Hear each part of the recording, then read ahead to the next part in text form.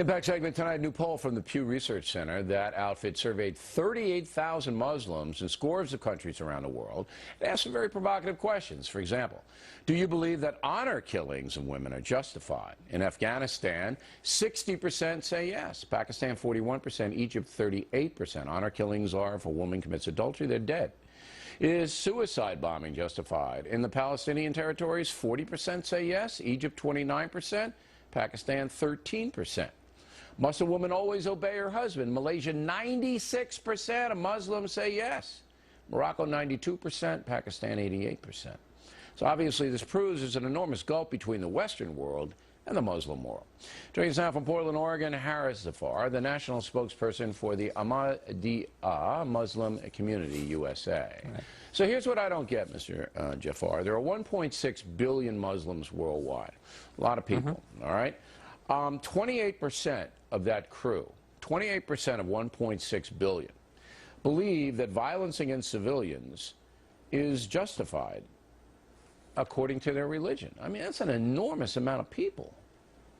So, and that's obviously a matter of concern for us as well. We have to look at the entire context of the survey. Now, one of the things that's important to note is how much of a vast difference there was between American Muslims and non-American Muslims. And it's not because we're pandering to the West. The American Muslims here identify themselves more with Americans than they agreed with Middle Eastern Muslims. Well, I don't consider American Muslims a problem in the world. I mean, it's 0.5% of the population here.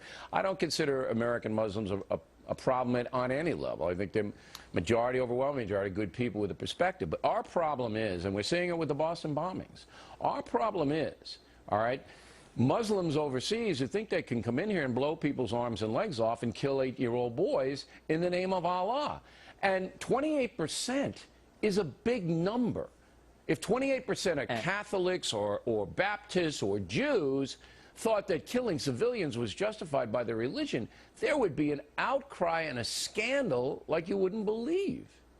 Sure, and that's the point I was driving at, Bill, was that the fact that there are Muslims, not just in America, but other parts of the world, that in greater majority, maybe even, according to this poll, less than 1 out of 10 agreed with any violence or suicide bombing in the name of Islam, indicates that it's not systemic within Islam. There's nothing about the faith. No, you look at the countries where, if you look at the countries in where this is happening, it's countries that have incredibly high rates of illiteracy. Economic situation is extremely low, and according to Robert Papp, for the professor at Chicago University, who is an authority on terrorism, he said that ever since the 1980s, every single suicide campaign has had at its core a democratic society occupying a land that the terrorists prize. And so this is more of a political matter about land, about occupancy, than it is about religion. So okay, well, it's important to make that distinction about where that's happening. On here, because then I would shred the professor's argument and make him look foolish, because most terror bombings and suicide bombings are directed from one Muslim to another Muslim. All right? Muslims kill Muslims. Sunnis kill Shia, vice versa. They're all killing each other. But I'm going to go back to the core statistic. But you are right to say the more primitive and uneducated the country, the higher the amount of craziness. I mean, there's no doubt that Afghanistan and Pakistan are totally out of control because the people can't read or write and they don't know anything. All right? But 28% of worldwide Muslims on a 1.6 billion basis is a hell of a lot of people. And the world is not going to be able to control that many people who buy into jihad. And this is the problem the world is having. I'll give you the last word.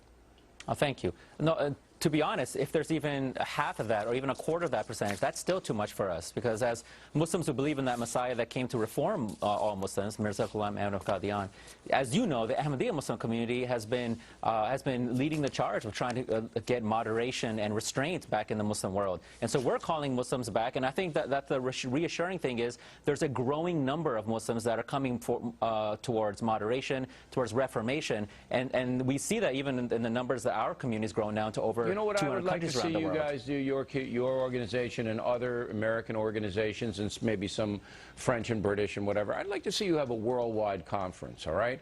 And then issue some guidelines. I mean, you guys got to start to organize and fight back absolutely. against this. And we try to be organized, and we want our voice to be heard. The voice has to be heard because it's a voice of Islam. Just don't have it in Pakistan, or they'll blow the hell out of you, Mrs. Zafar. We'll invite you over, though.